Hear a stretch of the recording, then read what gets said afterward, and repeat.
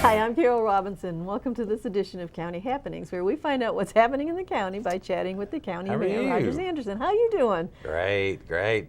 Well, by the time this show is airing, we've either had the coldest weekends we've ever had, Gosh, and Valentine's Day in the middle of it. and Valentine's Day in the middle of it. So speaking of Valentine's Day, the day before Valentine's Day, we've had a marriage ceremony going on at every break along the line. Lots of people like to get married down at the complex on this day. And they want to get married as close to Valentine's Day as possible. Yeah, but we're not doing it on Saturday. No, doors are closed. Doors are closed here. But it was interesting. I had one couple that come in today that they're from Nashville, and Nashville was full. They're booked. Wow. And so they're calling around something about this date. And we married 2 to 3 people a week, on today, like today, or the end of the year for tax reasons. And for some reason, June and July are very popular months. So, Gee, I don't get that at all. And so we do a lot of weddings here. Yeah. 2 to 3 a week is on an average. I know Miss Mills does a lot of weddings Yes. over in her house. She used to do a lot. Jumbo Little, County Commissioner Jumbo, or Squire Little, they used to call him. So, of course, he always claimed he did more than anyone at the Little's IGA grocery store. Yeah, that's true. And one time... Way up there on the corner of Hillsborough Road and Del Rio Pike. That one, and then he had one downtown where right across from Puckett's. Years ago, that one's now the garage in the Judicial Center. If you go back and search the history prior to 1990, he had one down there. But he used to tell people that he's probably done close to, I remember him saying close to 8 to 9, 10,000 weddings. And I'm sure that's true because they said at that time, the clerk's office they didn't always marry people. We've got a lot of county commissioners don't marry people. But they'd send him down to Jumbo. He was the closest by. He said, I'd have my butcher's apron on and How romantic. well, it was what it is that it is. And he'd bring them in the back, and there's so many humorous stories. Sometime maybe we can do a show about the different weddings that different people have done, and they're all serious. Don't get me wrong, but some are just more humorous. Yeah, than well, others. we had one when the old Revere Appeal was down on 2nd Avenue. We had one of the guys that worked there was also a preacher, and we did a wedding where they sort of put the newspapers together for delivery back in that building. It was very interesting. Well, I've done them on horseback. I've done them on bridges. I've done them certainly out in the fields. I've done them a couple where quick rain came up. People's homes, my home, backyards here in this complex, inside the office, outside the office. Oh my gosh! There's just no imagination. Yeah, we got to do a show on just weddings. I wish I had kept a log of all of them, but over the years. But there's been several thousand that I've tied the knot on, and it's just a function that you can do. And it's one of the fun things, I'm sure. It is.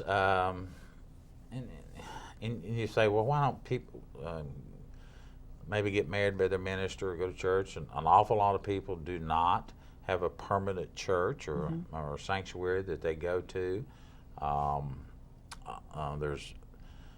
There's this reason that weddings are so expensive. Yeah. And we do a lot of weddings that, there is no cost for me to do it. You pay your fee down at Miss Anderson's office. And that's for the license. For the license.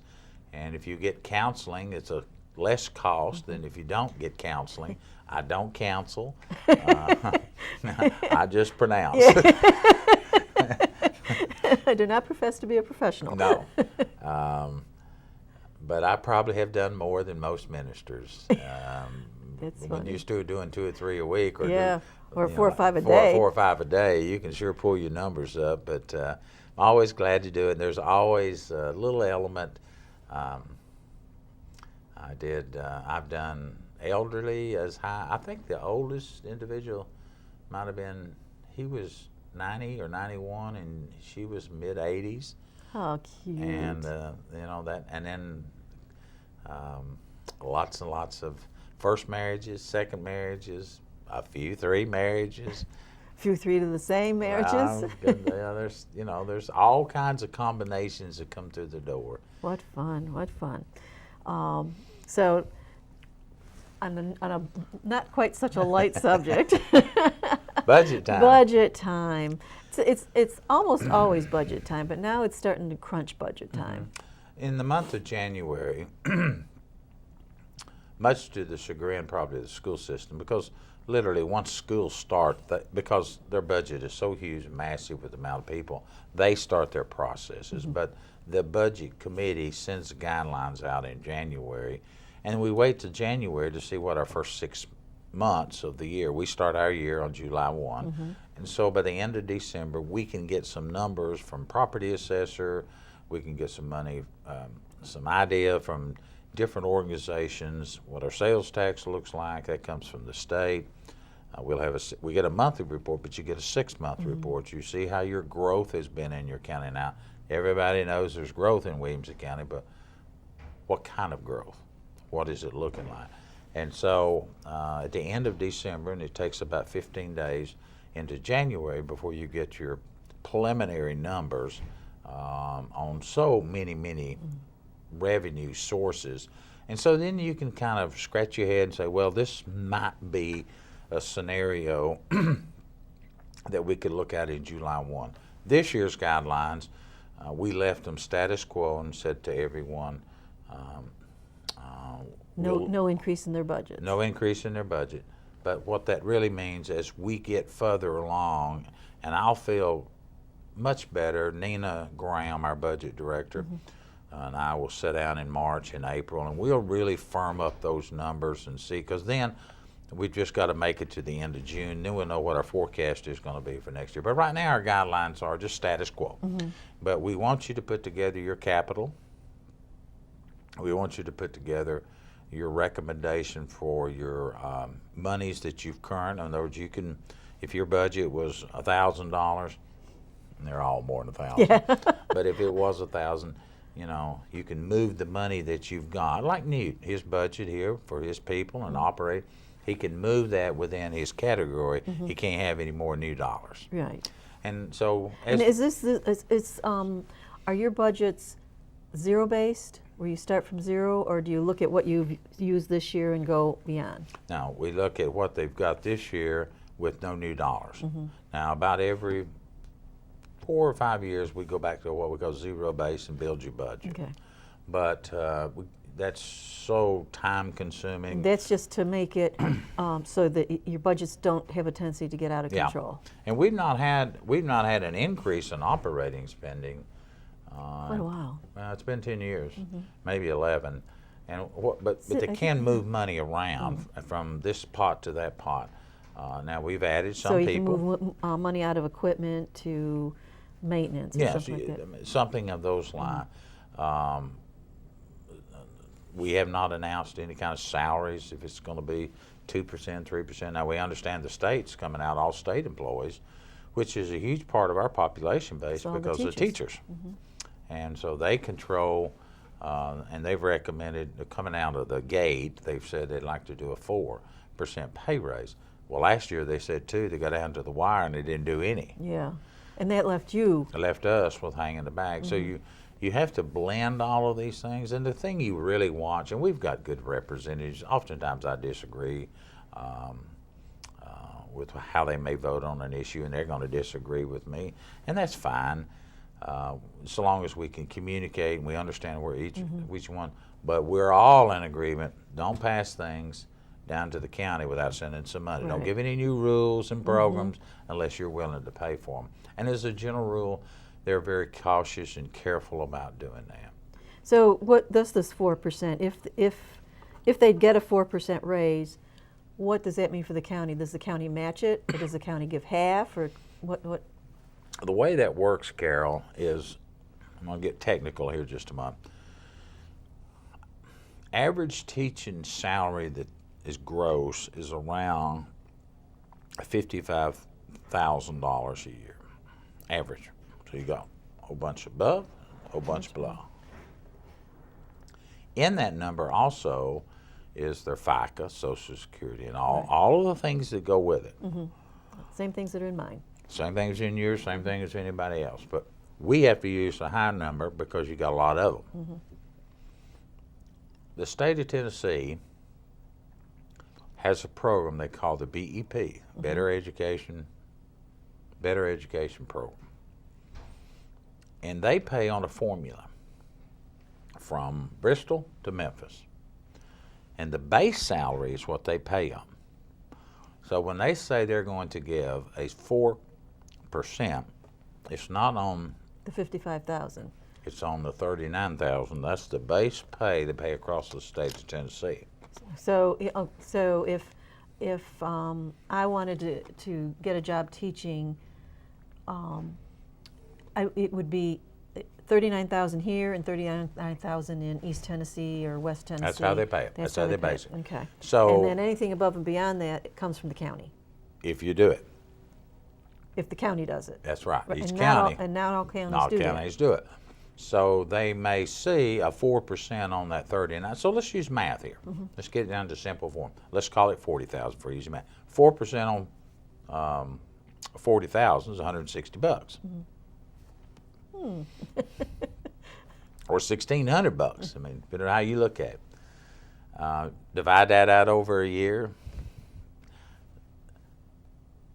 What we normally do is take their 4%, and let's say we did a match of 4. We have not decided that, so whoever's watching this, just Yeah, remember don't we have not. Yeah.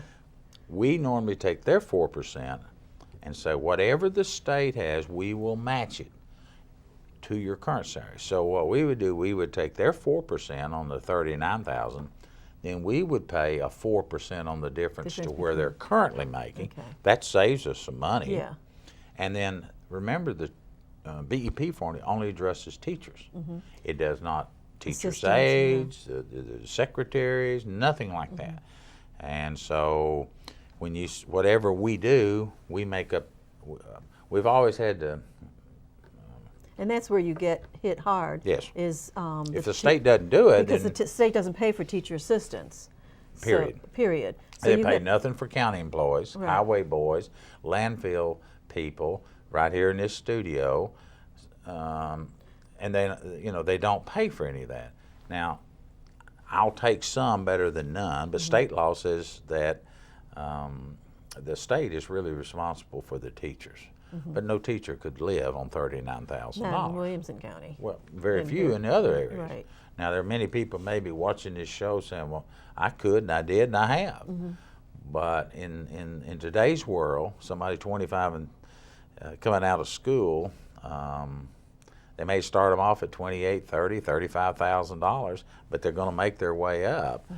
And that's the same thing over on the county general side. We've got men and women with college degrees working in our jails. And everything. And that's where they start when they start. That's what they start. So you try to treat everyone the same. That's important. Clyde Lynch used to have a saying that all of us eat hamburger, we all eat steak. I've heard him say it a lot of times. And that's what he's talking about. One group should not get more than the other. Most of us agree with that. The schools have a step program based on longevity and all that. The county side doesn't. So it's really complicated. But it is a large portion of the budget. So it's not merit-based at all? No, it's not merit-based at all. We don't have a merit base. A lot of people say we should. The problem is you got to have a system in place. You got to be willing to. Then you got to be willing to be really diligent about doing That's right. The evaluations. The most large corporations have that kind of system. Mom Pop, 101 Main Street, normally don't. And then the vast majority of the people may be on commission, so they get to, if they sell it, market it, and get it, they get it. Right. So it's all over the board, but we've, except for 1 year during the recession period, we didn't give any pay raise, and that's the only one I can remember in about 25 years that I've been around. And I regret we couldn't do it that year, but money was so tight, and we didn't want to have to raise taxes, and so we just bit the bullet. And most of our employees understood at that time. They were just tickled to have a job. Now, times have changed in Williamson County, and all over. We're seeing companies hiring. We're seeing people get back into the marketplace. We're seeing some of our employees giving us notice and leaving to go to work for somebody else because businesses are beginning to hire, and we're always at a disadvantage because we just don't pay. We have good benefits, health insurance. Other companies may not have. So you've got to wait. As you get older, health insurance and benefits are more important to you than when you were 25. Or if you've got somebody who in the family that has health insurance, it may not be that important. That's right. That's correct. I mean, you and your husband, if you've got it and he doesn't, and but his company, my company pays for it, then that's right. Yeah. But it is a balancing act. It is a huge balancing act. But in 2015, we're beginning to see corporations, and of course, there's a huge shortage in Williamson County right now for worker bees in the area of IT. Yeah. Isn't that nationwide? It's just all everywhere. But Davidson County, Williamson County, there's not enough men and women to fill all the jobs. And this area is becoming a hub for IT, isn't it is. It? It is. Well, every major corporation now has it. And we used to think of California and Texas, but with all these jobs and high-tech world we live in, excuse me, all the high-tech jobs in the world we live in today, they've got to have these technical people that can run these computers. Well, and I know when healthcare industry started relocating in this area, we were talking, and that was one of the things that you predicted a long time ago, was that once the healthcare industries come here, we're going to need IT. That's right. IT is going to it's going to also pop open. And in other cities and towns, I mean, that's why you have to have this quality of life. You were at the Franklin Tomorrow breakfast a week or so ago, in which they had the gentleman come in from Texas A&M talking about quality of life, and his particular area of expertise was parks and recs and open space and trails and hiking places. And he made a comment, even go back 100 years ago, when Central Park in New York City was put in to offer people more about amenities of life. Yeah. And we've come, I never thought of it that way, and we have a great Parks and Rec, so does Franklin, Brentwood. We all work together. In fact, we just recently opened up the new rec center over in Nolensville. It was a $5 million. And that again was another agreement with That was an agreement. Every city now, excluding Thompson Station, has a recreation facility in it, so that people can go work out, exercise, do free weights, do all the machines. You have arts and crafts, and some of the places have tennis, others have swimming areas. Those are those extras that people in our community have come to expect. And as you get back to Central Park, one of the reasons that parks were started in the beginning, I think the first one was in Liverpool, England. Yes. And it was, and Central Park was the first park in the United States, first public park. And that was because they were finding that when people, the air in the cities were so bad that when people were exposed to areas of green space where the trees and stuff were giving off oxygen, their health was better. Sure. And so in this town, we have a lot of homeowners associations, and they put tennis courts and walking trails, and that's the new craze now, to be able to get from point A to point B without always getting in your car. Right. Ride your bicycle and walk. Or West Haven, where you get down in the little golf carts and go to the grocery store. That's right. But we've got connectivity through our unincorporated area into our incorporated areas. Brentwood and Franklin, they tie in some trails together. The county's tying in. Nolensville's done a wonderful job in their city limits and on our recreation. So you tie all that together, and people are out walking and jogging. We opened up a new park out on the Natchez Trace. It's called Timberland. Love that place. I was out there just recently on a Saturday, and it was a beautiful day, cool, but I went out and I got my little stick and I walked the trails, and when I got to the end of the trail it said you can't go any further. I went further. I went down into the ravine. I went down in there to look because we want to add more. Now, I'm in no good shape to come back up those hills and ravine. I was huffing and puffing, but that's what our citizens have expected, and those are really very inexpensive to put in. Oh yeah, I mean, if you're maintaining trails, you're not maintaining pools. Very little labor cost. Once you get the trails put in, we've got the men and women that can go out there and lay the trails out, and you try to avoid cutting down a bunch of trees. You try to work in between them, and Follow the deer path. that's it. And most of them have the deer path, the old mule path, the Yeah. logging road path. You can kind of stay on it, and put those in very economical. And I encourage everyone who's watching the show, go out to the Timberland Park. You go out Highway 96, turn left at the bridge, go up on the trace, turn left, go about 100 yards. You'll see the same hours as the trace. Park your car, go for a 30 or 45-minute walk, and just enjoy nature. Now, this time of year is cool. Yeah, but it's great because there's no bugs. There's no bugs. People that aren't used to going out into the country and walking in the woods in the summertime. There's bugs in the spring. There's bugs in the spring and the summer and early fall. Best time. I spend most of my time in the woods in the fall and the winter.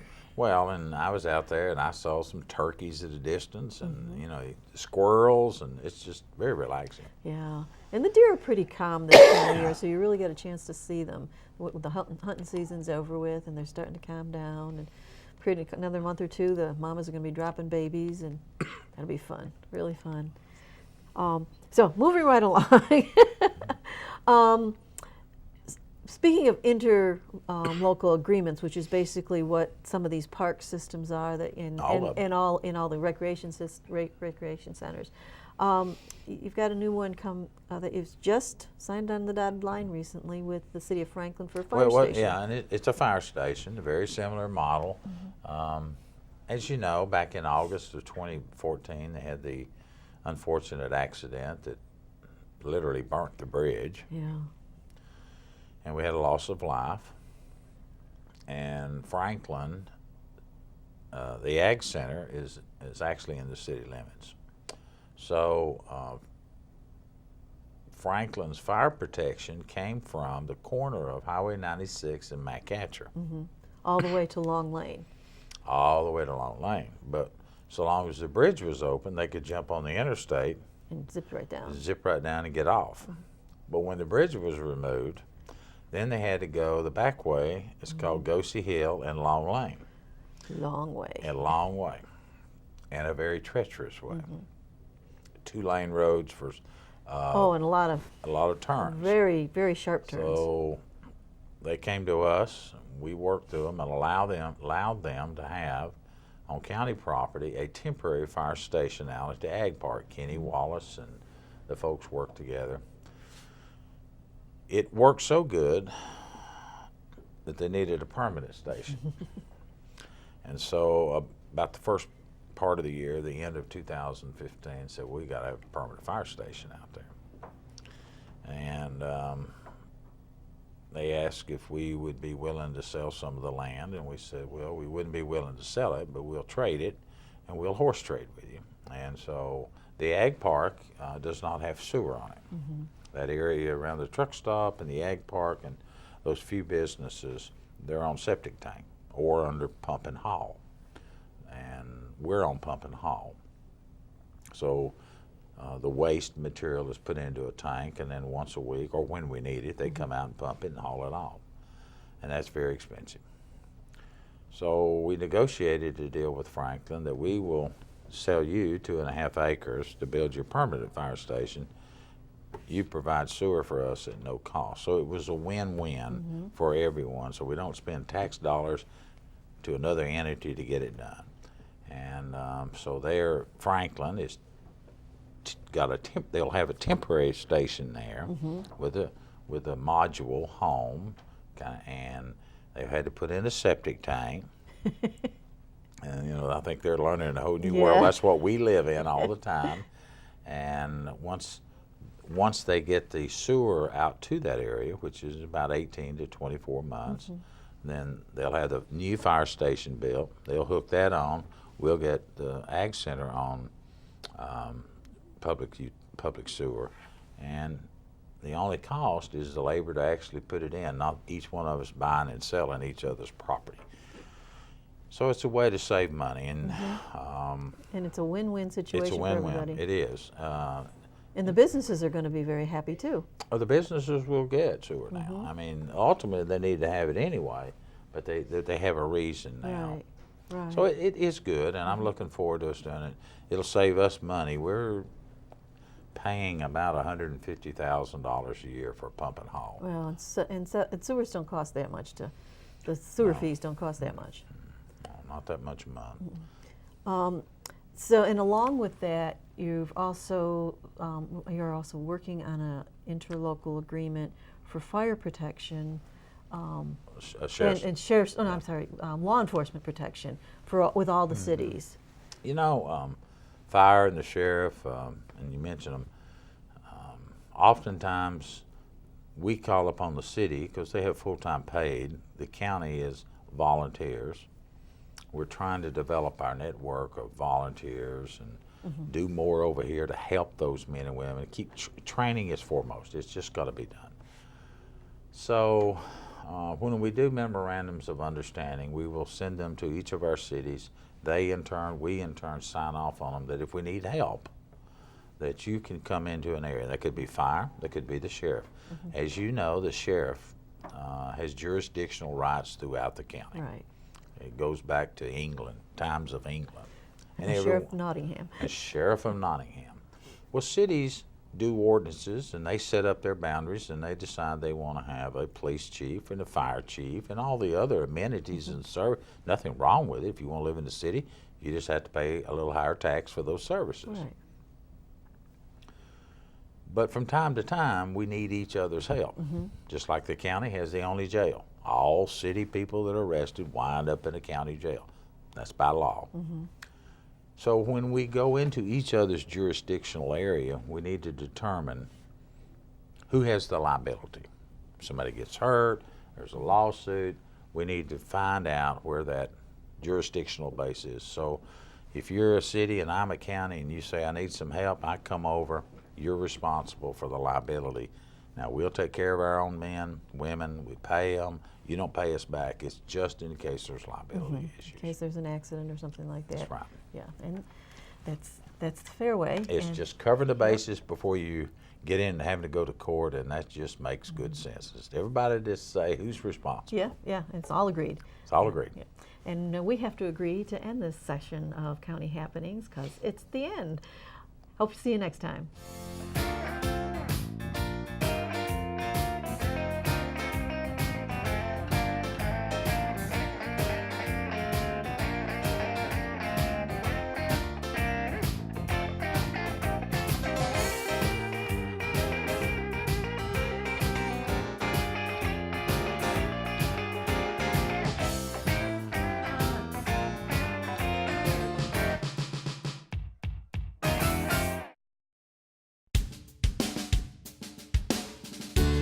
It doesn't matter if you're looking for your first job or just a better job. Goodwill's Career Solutions Centers can help you find it. I would encourage anyone in search of a job to walk through the doors of our Career Solutions Center. Through our Career Solutions Centers, we can provide them with training, with employment opportunities, with resources that can help them find that job.